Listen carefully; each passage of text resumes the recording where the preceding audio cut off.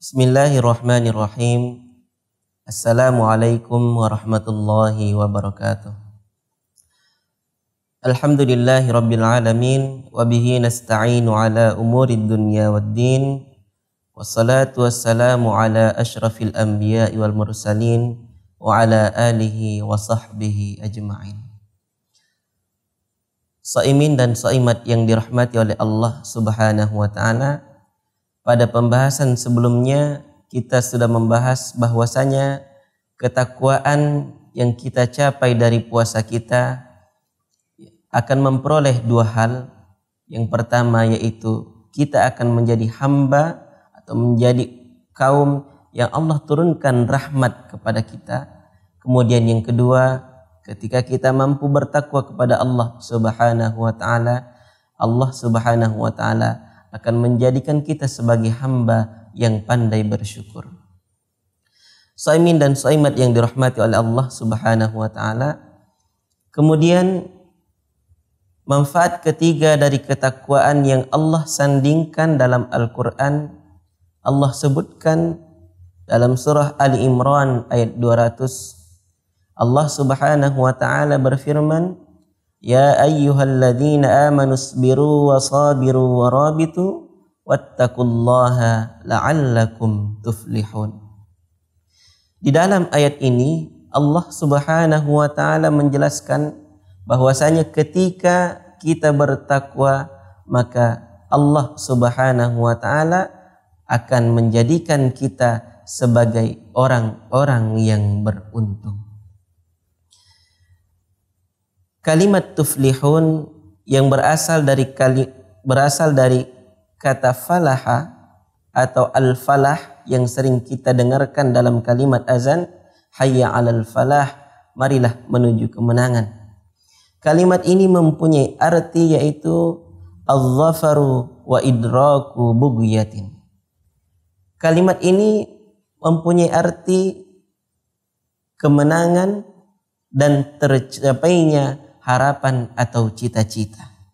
Jadi ketika kita mampu bertakwa kepada Allah Subhanahu wa ta'ala, Allah Subhanahu wa ta'ala akan memberikan kita kemenangan, dan Allah Subhanahu wa ta'ala akan membuat cita-cita baik yang kita inginkan tercapai dengan sesuai dengan skenario Allah Subhanahu wa ta'ala. Di dalam kamus Al-Quran disebutkan bahwasanya kalimat al-falah digunakan untuk dua hal, yaitu dunyawiyun wa ukhrawiyun, kemenangan duniawi dan kemenangan ukhrawi. Kemenangan duniawi yang dimaksud adalah al-baqa'u wal ghana wal izzu, yaitu kekekalan, kekayaan dan kemuliaan. Ini adalah kemenangan yang sifatnya duniawi, dan ini juga akan diperoleh oleh orang-orang yang beriman dan bertakwa kepada Allah Subhanahu wa ta'ala. Tidak heran Allah Subhanahu wa ta'ala dalam Al-Quran juga menyebutkan, wa may ya'mal minas salihati min dzakarin aw untha wa huwa mu'minun falanuhyiyannahu hayatan thayyibah wa lanajziyannahum ajrahum bi ahsani ma kanu ya'malun. Kata Allah Subhanahu wa ta'ala, barang siapa yang beramal soleh, beriman kepada Allah Subhanahu wa ta'ala, baik dari kalangan laki-laki maupun kalangan perempuan, kata Allah Subhanahu wa ta'ala, falanuhyiyannahu hayatan thayyibah, Allah akan memberikan dia kehidupan yang baik. Ini adalah keberuntungan atau kemenangan pertama yang diraih oleh orang-orang yang bertakwa. Dia akan menang di dunia.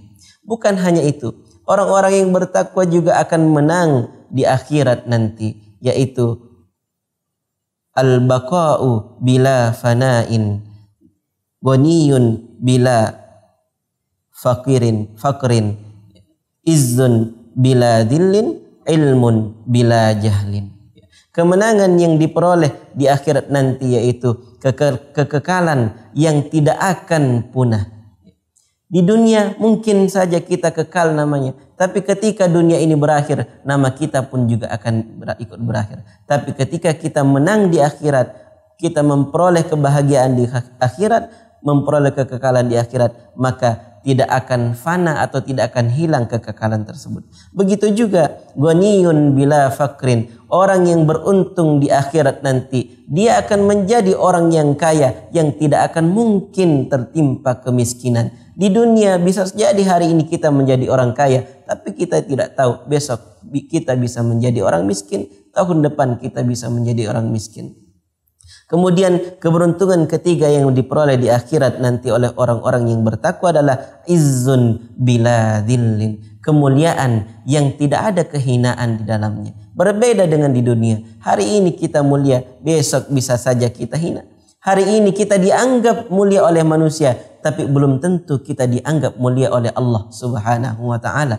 Tetapi orang-orang bertakwa kelak di akhirat akan mulia di pandangan manusia maupun dalam pandangan Allah Subhanahu wa taala. Yang terakhir, kemenangan yang akan kita peroleh di akhirat adalah ilmun bila jahlin, ilmu yang tidak akan menghadirkan kebodohan dalam diri kita.